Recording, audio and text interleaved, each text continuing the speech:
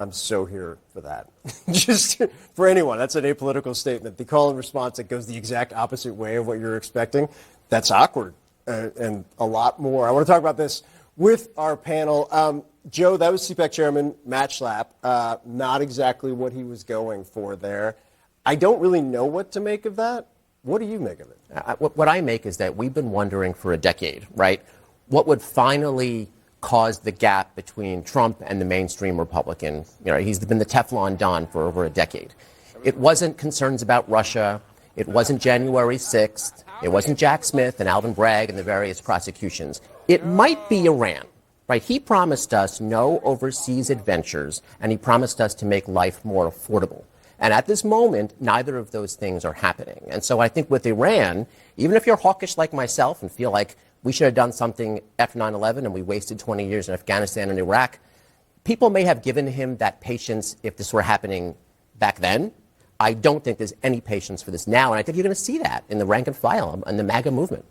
Chuck, one, I think it's a really, really good point as we're all trying to kind of suss out where things are right now. But it also connects to something our colleague Steve Contorno, has been at CPAC all week doing great reporting, picked up on cam from somebody. Take a listen.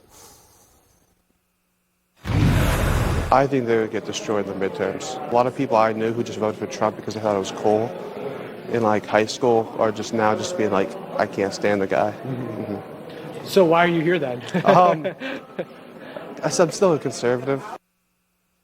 I think my question is, for Democrats right now, when you're looking around the landscape, do you think that that group of younger voters maybe weren't engaged but thought it was cool, younger voters in particular who didn't want foreign excursions, lived through Iraq and Afghanistan, and liked the peace president that they voted for, how much of that group do you think is attainable for Democrats? There's a couple of things going on all at the same time. There's something that we've talked about on this program is when Donald Trump is not on the tickets, Republicans perform differently.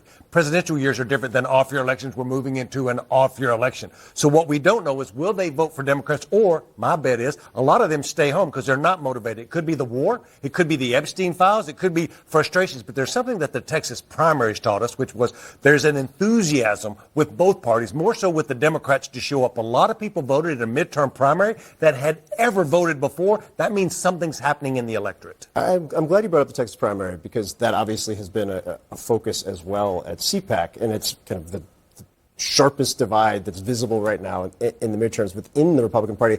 Kim Paxton headlining tonight's CPAC Ronald Reagan dinner in a bitter runoff with Cornyn. Here's what Bannon said about the race today. This is the Dallas Morning News. Paxton, Cornyn divided on CPAC. Right? Cornyn's not coming. You know why? He didn't think you were important enough to talk to. To be clear, Steve Bannon should have used first name and first reference. My biggest question of all is why hasn't Trump endorsed yet? 3 weeks after posting on Truth Social he was going to, and what impact that has. Because his track record for endorsing other Republicans is not very good. And I think maybe that's finally sinking in. This is going to be a terrible midterm for us. I mean, it is. And the question is really the focus on 2028. I think maybe it's sunk through that when he picks a candidate, particularly the outlier candidate, as opposed to the mainstream Republican, things don't go well. Things go sideways. And so I think at this point, he might be finally getting the message like, you know what, I can't always take up all the oxygen in the room. Maybe I should sit this one out.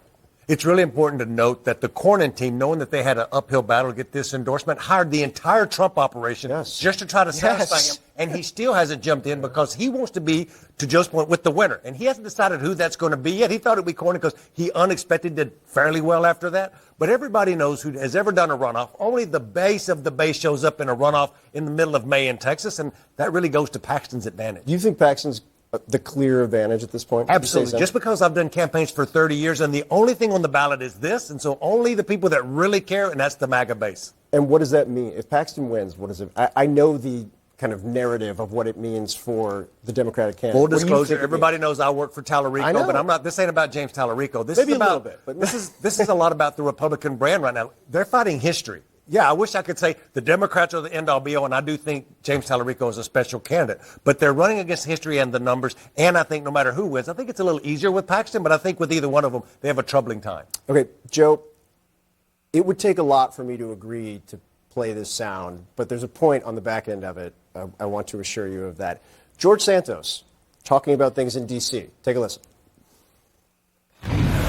U.S. House of Representatives, do you know what time it is? It's time to expel Sheila McCormick. And if no one knows what to do with the Tiffany diamond ring, I'll hold on to it for good measure and for safekeeping. I'll wear it. You guys will know where it is at all times. But Sheila, it's time for you to go. I regret that decision. I made the wrong choice playing this, bringing George Santos back into everybody's life. The reason why, though, is because what he's talking about is a significant issue right now for one Democrat in particular, but the caucus as well. Phyllis McCormick faces federal charges for allegedly stealing millions in FEMA funds and using some of the money for purchases like the aforementioned diamond ring. The Congresswoman denies any wrongdoing. Obviously, the ethics ruling came down. Hakeem Jeffries, the Democratic leader, says, we're going to wait until she gets justice, has the jury of her peers. What do you think? I think that expelling Santos even prior to a conviction, that was a high note for us Republicans. That showed some ethics. That showed that we're not going to tolerate those kind of antics. This should be a layup for Democrats. She's in the bluest district in Florida. Why not do the same thing? We set the precedent for expelling someone prior to a prosecution. So do that and take the high road. I mean, I don't see what the downside is to that. One of the things I see in congressional races all across the country right now with the electorate, Democrat or Republican, is trust in the institution of the Congress. It's even lower than Donald Trump, and he's at an all-time low.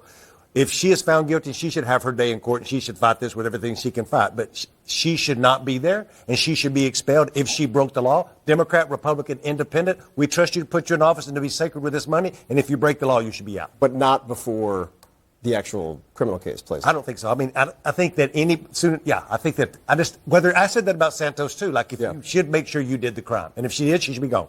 Appreciate you guys, as always. Thank you.